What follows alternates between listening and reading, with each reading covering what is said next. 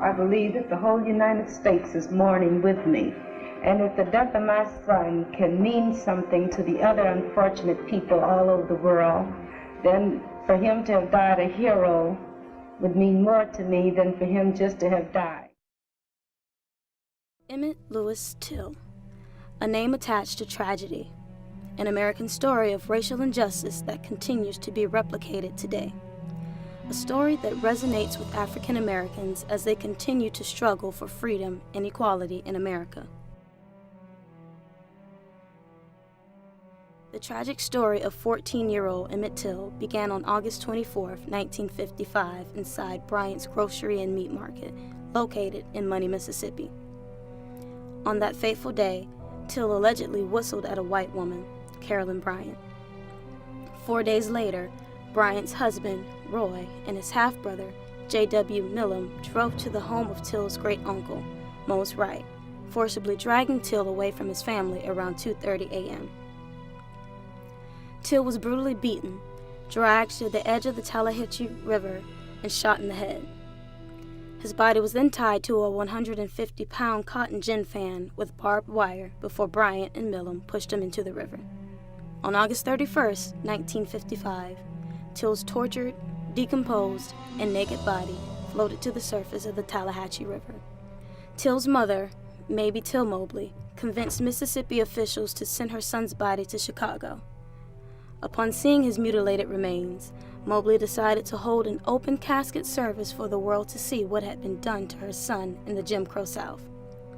Till's murder became a big news story across Mississippi and in the national press as Bryant and Millam were on trial for murder. At the end of the trial, the all-white jury took 67 minutes, despite overwhelming evidence to the contrary, to deliver a not guilty verdict. Till's story broke many silences and aversions to the truth about the systematic reality of violence and oppression that was bred throughout the Jim Crow South. The Chicago Defender covered the trial and during that time period was seen as a threat in the courtroom because of its radical nature and its place in history as being the voice for Black Americans at the time, according to an article by Elliot J. Gorn titled, "How the Defender Both Reported and Made History in the African American Community." According to the Defender, a book by Ethan McKelly about the Chicago Defender and its importance in African American history, the Chicago Defender not only covered the freedom struggle, but it helped to make it. September of 1955 was a critical starting point in the Chicago Defender's coverage of what happened to Emmett Till in Money, Mississippi.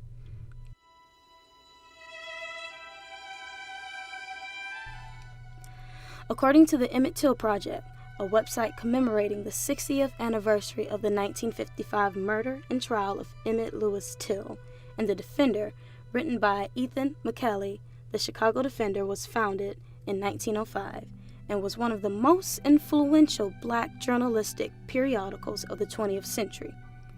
They provided the country and world with in-depth press coverage and investigation of Till's murder case and the protest advocacy work that ensued in the years after. The first issue of the Chicago Defender to report on the case was published September 10, 1955. The headline read, "Nation Shocked, Vile Action and Lynching of Chicago Youth," in bold letters stretched across the page. When the Chicago Defender talked about Emmett Till on the front page of the paper, they referred to him as a boy when they talk about the discovery of his body, saying, "A 17-year-old fisherman found the boy's body floating in the Tallahatchie River." When the Chicago Defender talked about Emmett, they referred to him as being young, a 14-year-old boy, a young boy, which is important in how he is represented, and a martyr to the cause. The Civil Rights Movement. A stark comparison to how young Black boys in the press are now referred to as adults. The Chicago Defender attempted to paint a light of innocence over Till, so that whoever read the paper, white or Black, saw him for the child he was, and not as the monster that the white newspapers painted him as. When reporting on Emmett Till, the Chicago Defender made a point when using the terms murder and lynching. The Chicago Defender mentions that the governor of Mississippi, Hugh White, wouldn't acknowledge the murder as a lynching and the defender even goes as far as stating what the definition of lynching is. During this time, lynching was a very inflammatory word and caught a lot of negative attention. This could determine why the Chicago Defender would use it to sensationalize what happened and to make sure that this isn't a case that gets silenced. The second issue was published on September 17, 1955, 2 days before the start of the trial. The headline this time read, "Death Threat to Till's Uncle." On the right side, there is a picture of Carolyn Bryant, the white woman Till allegedly whistled at. And under the picture, it talks about Emmett being kidnapped and lynched, and how Bryant's husband and half-brother are under indictment for the kidnap and murder. What's important about her picture being on the front page is that above her picture, in bold letters, it says, "Cause of it all." This is important because instead of placing blame on Emmett Till, this could be seen as placing blame on Bryant, since some say she is the reason that Emmett was murdered. The Chicago Defender's boldness and directness in their writing style did not go unnoticed. Spanning 6 pages with stories about Till, from the front page all the way to page 9, the Chicago Defender used follow-up or news stories accompanied with headlines strategically placed in the middle to catch the reader's attention. This issue provided context for people unfamiliar with the social atmosphere of Money, Mississippi. The use of photography played an important part in how Till's story was covered. The 4th page contains 8 images that take up the entire page with the headline, "Emmett Till Funeral, Saddens City, Nation." The Chicago Defender made it a goal to inform readers of Emmett Till's story and his importance to the Black freedom struggle. In the September 24th issue, the headline is "Jim Crow Press at Trial. Frisk Newsman." Jim Crow is a term used to describe segregation, but within this headline, the Jim Crow press is used to describe how even in court, the press was segregated. Further examination of this article reveals that the white press had 22 seats reserved for them in the courtroom during the trial, while the black press had 4 seats and had to sit with the general public. Alex Wilson, a journalist for the Chicago Defender, is writing most of these articles on the front page. Wilson paints a picture of all the people involved in the case. The Emmett Till trial dominates the page with not just one headlining story, but several stories along with it. Out of the 10 stories on the front page, the trial takes up 6 of those stories.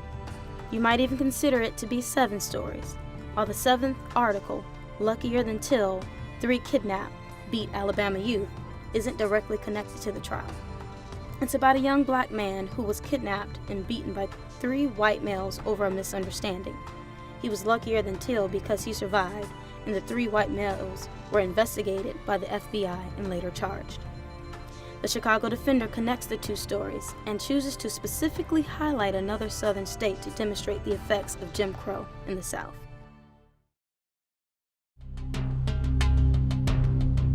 In the October 8th issue, the paper continues to speak on this narrative with the segment titled, "Collins Denies Any Link to Till," where it talks about how one of the 2 men who allegedly killed Emmett Till had no part in his murder. It said that he was acquitted and was not a part nor involved in the crime. This issue of the Defender also has a front page titled, "Till's Mother, Reed Collapses," which talked about how Emmett Till's mother and a surprise witness named Willie Reed were admitted to the hospital for shock therapy and fatigue. These articles show interest in the case, but also add a drama aspect to the case that Chicago Defender didn't have in the September issues. It shows the more personal side of the case rather than just the who's and what's. This aspect makes it more personal for the reader and allowed them to relate to the people involved. And in this issue, there is now even a section titled, "Scoops Nation on Till Murder Case," that talks about the timeline of events for the case, and the paper toots its own horn by saying how good they've been at reporting the case. The desire to learn more about the Emmett Till case was not only still fresh on the minds of the readers 2 months after Till's body was discovered, but was also something that the paper capitalized on. It had a drama aspect that many stories didn't and couldn't have, so they were using this appeal to get more readership and put stories out that reflected that. Not only did the paper post the truth, it was also interviewing people closest to Till before his death to gain a personal feel to the stories.